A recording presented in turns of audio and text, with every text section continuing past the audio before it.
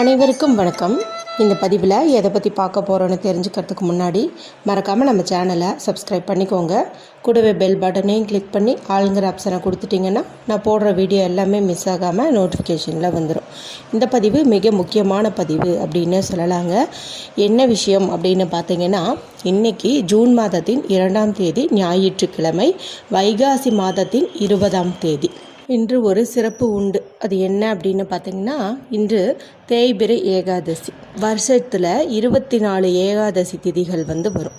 வளர்பிறை ஏகாதசி திதி, தேய்பிறை ஏகாதசி திதி ரெண்டும் சேர்த்து தான் நான் சொல்கிறேன். அதில் ஒரு சில ஏகாதசி திதிகள் அதிசக்தி வாய்ந்ததாகவும் மிக முக்கியமானதாகவும் கருதப்படுது.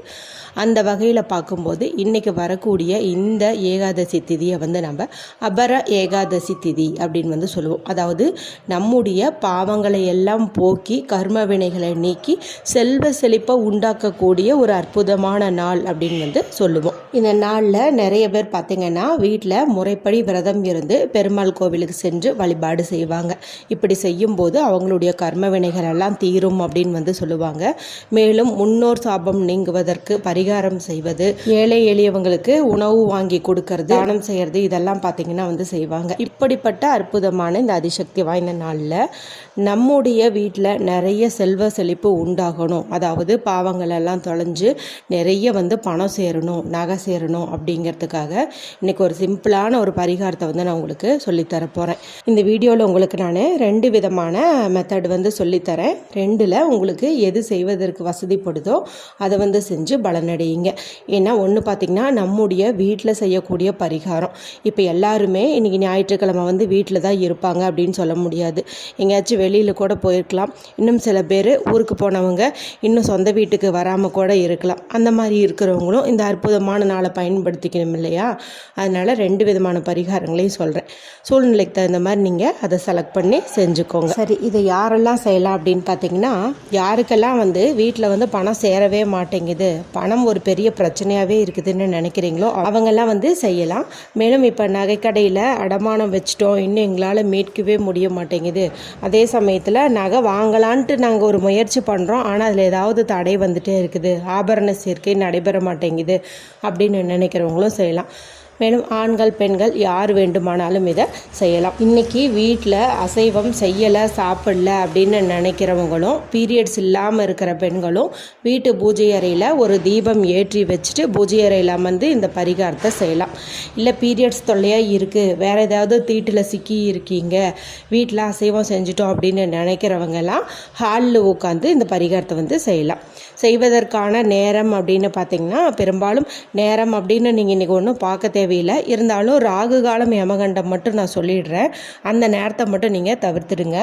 ஞாயிற்றுக்கிழமை ராகு காலம் அப்படிங்கிறது மாலை 4:30 6 மணிக்கு இடையே உள்ள காலம். இந்த நேரத்தில் இந்த பரிகாரத்தை நீங்கள் செய்ய வேண்டாம்.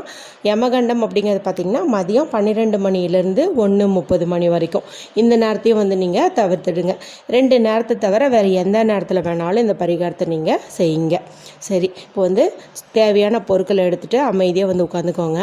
என்னென்ன பொருட்கள் தேவைப்படுது அப்படின்னு பார்த்திங்கன்னா, 2 ஏலக்காய் தேவைப்படுது. பெருமாளுக்கு மிக பிரியமானது ஏலக்காய்னு உங்களுக்கே தெரியும். இந்த ஏலக்காயை வச்சு எத்தனையோ பரிகாரங்கள் நம்ம சேனலில் செஞ்சு காட்டியிருக்கோம். அதனால் பணவசியத்திற்கும் செல்வ சேர்க்கை உண்டாவதற்கும் இந்த ஏலக்காய் ரொம்ப ரொம்ப முக்கியம். இதை நீங்கள் எடுத்துக்கோங்க. விதைகள் வெளியில் தெரியாத மாதிரி நல்ல ஏலக்காவை எடுத்துக்கோங்க. ஒரு சிறு துண்டு பச்சை கற்பூரம் எடுத்துக்கோங்க. பணம் பெருகிட்டே இருக்கணும் அப்படின்னா கண்டிப்பாக பச்சை கற்பூரத்தை சேர்த்துக்கணும். மேலும் பெருமாளுக்கு மிக மிக பிடித்த விஷயம் அப்படின்னு பார்த்திங்கன்னா இந்த பச்சை கற்பூரத்தை சொல்லலாம். இது இல்லாமல் எந்த ஒரு தீர்த்தமோ பிரசாதமோ பெருமாள் கோவில்களில் இன்றளவும் கொடுக்கறது கிடையாது. அந்த அளவுக்கு இது ஒரு அவசியமான பொருளாகவே அங்கே எடுத்துக்கிறாங்க. அதனால் அது ஒரு சிறு துண்டு நீங்கள் எடுத்துக்கோங்க. அடுத்து நமக்கு தேவையானது அப்படின்னு பார்த்திங்கன்னா, 1 ரூபாய் நாணயம். எந்த ஒரு விஷயத்துக்கும் இந்த 1 ரூபாய் நாணயத்தை பயன்படுத்தும் போது மகாலட்சுமி தாயாருடைய பரிபூர்ண கடாட்சம் நமக்கு கிடைக்கும் அப்படின்னு சொல்லுவாங்க. எதுவுமே ஒன்று தான் 100ஆக மாறும், லட்சமாக மாறும், கோடியாக மாறும். அதனால் ₹1 நாணயத்தை இன்றைக்கி நீங்கள் எடுத்துக்கிறது அற்புதமான பலனை வந்து உங்களுக்கு கொடுக்கும். இது கூட ஒரு முக்கியமான பொருள், அது என்ன அப்படின்னு பார்த்திங்கன்னா துளசி இலை. துளசி இலைக்கு வந்து எண்ணிக்கையெல்லாம் கிடையாது. நீங்கள் 1 2 இல்லை அப்படியே ஒரு கொத்தாக கூட நீங்கள் வந்து பறிச்சுக்கலாம், எவ்வளோ வேணாலும் எடுத்துக்கலாம். இது வீட்டில் இருக்கக்கூடிய சொர்ண தோஷங்களெல்லாம் நீக்கக்கூடிய சக்தி வாய்ந்தது அப்படின்னே வந்து சொல்லலாம். அவசியம் வந்து துளசி இலையை சேர்த்துக்கோங்க. துளசி இலை கிடைக்கலன்னா என்ன பண்ணுறது அப்படின்னு கேட்காதீங்க. துளசி இலை வந்து இந்த பரிகாரத்துக்கு ரொம்ப ரொம்ப முக்கியம். ஒரு வேளை கிடைக்கல, நாங்கள் வேறு என்னைக்கு செய்கிறது அப்படின்னு பார்த்திங்கன்னா, திரும்பவும் அடுத்த முறை ஏகாதசி திதி வரும்போது நான் முன்கூட்டியே உங்களுக்கு வந்து வீடியோ போடுறேன். அப்போ நீங்கள் துளசி இலை கிடைப்பதற்கான வழியை வந்து நீங்கள் பண்ணி வச்சுக்கோங்க. அதன் பிறகு இதே பரிகாரத்தை நீங்கள் தாராளமாக வந்து செய்யலாம். இப்போ இவ்வளவே தான். இந்த பொருட்களை எல்லாத்தையும் ஒன்று சேர்த்திட்டு உங்களுடைய இடது கையில் வச்சுட்டு வலது கை கொண்டு மூடிக்கிட்டு உங்களுக்கு இருக்கக்கூடிய பணப்பிரச்சனையெல்லாம் தீரணும், நகை வந்து அடமானம் வச்சுருக்கோம் அது மீண்டு வரணும், நிறைய தங்க ஆபரணம் வந்து சேரணும், நிறைய பணம் வந்து சேரணும், வீண் விரயம் ஆகக்கூடாது அப்படின்னு மனதார வந்து வேண்டிக்கோங்க. புனிஞ்சால் ஒரு சிவப்பு நிற துணியிலையோ வெள்ளை நிற துணியிலையோ இதை ஒரு முடிச்சு மாதிரி கட்டி கூட நீங்கள் உங்களுடைய பீரோவில் வந்து வைக்கலாம். இல்லை எங்கள் வீட்டில் அந்த மாதிரி துணியெல்லாம் இப்போதைக்கு கிடைக்காது அப்படின்னு நினைக்கிறவங்க இதை அப்படியே எடுத்துகிட்டு போயிட்டு உங்களுடைய பீரோவில் எந்த இடத்துல நீங்கள் பணமும் நகையும் வைப்பீங்களோ அங்கே வந்துட்டு நீங்கள் வச்சுடுங்க. மற்ற மூலிகைகள் பார்த்திங்கன்னா எதிர்மறை ஆற்றலை வந்து ஈர்க்கும்னு சொல்லுவாங்க, அதாவது காஞ்ச நிலையில் இருக்கும்போது. ஆனால் துளசி இலைக்கு அந்த மாதிரியெல்லாம் எந்த ஒரு இதுவுமே கிடையாது. எத்தனை நாள் வேணாலும் அப்படியே இருக்கலாம். நீங்களாக மாற்றணுன்னு நினைக்கும் போது இந்த பழைய துளசி இலையை தூக்கி கால்படாத இடத்துல போட்டுட்டு மீண்டும் ஒரு முறை இதே போல் ஏகாதசி திதி என்று இந்த பரிகாரத்தை நீங்கள் செஞ்சு பலனடையலாம். இந்த இடத்துல நம்ம பெருமாளுக்கும் மகாலட்சுமி தாயாருக்கும் பிரியமான அத்தனை பொருட்களையும் ஒன்று சேர்த்து வச்சுருக்கோம். அதுவும் அவருக்குரிய திதி அன்னைக்கே வச்சுருக்குறோம். அப்படிங்கும்போது அற்புதமான பலன்கள் வந்து நமக்கு கிடைக்கும். சரி, இதெல்லாம் பார்த்திங்கன்னா வீட்டிலேருந்து பரிகாரம் செய்யக்கூடிய நிலையில் இருக்கிறவங்க செஞ்சுக்கலாம். அடுத்து ஏற்கனவே நம்ம சேனலில் ரெகுலராக சொல்கிறது தான், ஏகாதசி திதி என்று கையில் வந்துட்டு இந்த வசுதா சின்னத்தை வந்து வரைஞ்சிக்கோங்க. 4 திசைகள்லேருந்தும் பணம் வந்து ஈர்த்து கொண்டு உங்களை நோக்கி வரும் அப்படின்னு சொல்லி போட்டிருப்பேன். வசுதா சின்னம் அப்படிங்கிறது பார்த்திங்கன்னா பெருமாளுக்குரிய ஒரு சின்னம் அப்படின்னு வந்து சொல்லலாம். ரொம்ப ரொம்ப பவர்ஃபுல்லான பணவசிய சிம்பல் அப்படின்னு சொல்லலாம். இது நம்ம சேனலில் ரெகுலராக பார்க்குறவங்களுக்கு வந்துட்டு தெரியும். இதை வந்துட்டு நீங்கள் வரைஞ்சி உங்களுடைய பீரோவில் ஒட்டி வச்சாலும் உங்களுக்கு வந்து பண வரவு நல்லா அதிகரிக்கும்.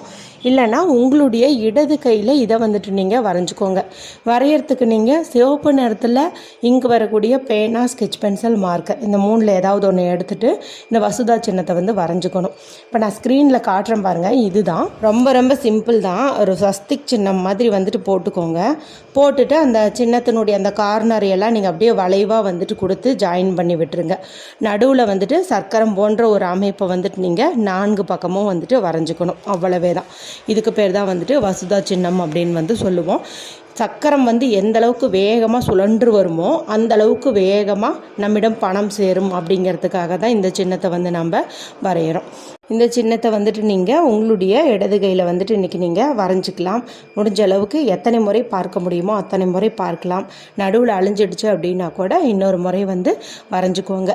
வரைஞ்சி முடிச்சுட்டு இதை பார்க்கும்போதெல்லாம் உங்களை தேடி பணம் வர மாதிரியும் பணப்பிரச்சனை தீர்ந்த மாதிரியும் நீங்கள் வந்துட்டு கற்பனை பண்ணி பார்த்துக்கணும். இப்போ இந்த வீடியோவில் உங்களுக்கு நான் 2 சிம்பிளான மெத்தட் வந்து சொல்லி கொடுத்துருக்கேன். வீட்டில் இருக்கிறவங்க நான் சொன்ன அந்த துளசி பரிகாரம் செய்யுங்க. வெளியில் எங்கேயாவது அவுட்டிங் போயிருக்கிறீங்க அப்படிங்கிறவங்க இந்த வசுதா சின்னத்தை வந்து கையில் வரைஞ்சிக்கோங்க. 2யுமே செய்யலாமா அப்படின்னு கேட்டால் 2யுமே செய்யலாம். அற்புதமான பலன்கள் வந்து கிடைக்கும். இது குறித்து உங்களுக்கு ஏதாவது சந்தேகங்கள் இருந்துச்சு அப்படின்னா எனக்கு கமெண்ட் பண்ணுங்கள், ரிப்ளை கொடுக்குறேன். வீடியோ பிடிச்சிருந்தால் மற்றவங்களோட ஷேர் பண்ணுங்கள், லைக் பண்ணுங்கள், கமெண்ட் பண்ணுங்கள். மற்றும் ஒரு பயனுள்ள பதிவில் உங்களை சந்திக்கிறேன். நன்றி, வணக்கம்.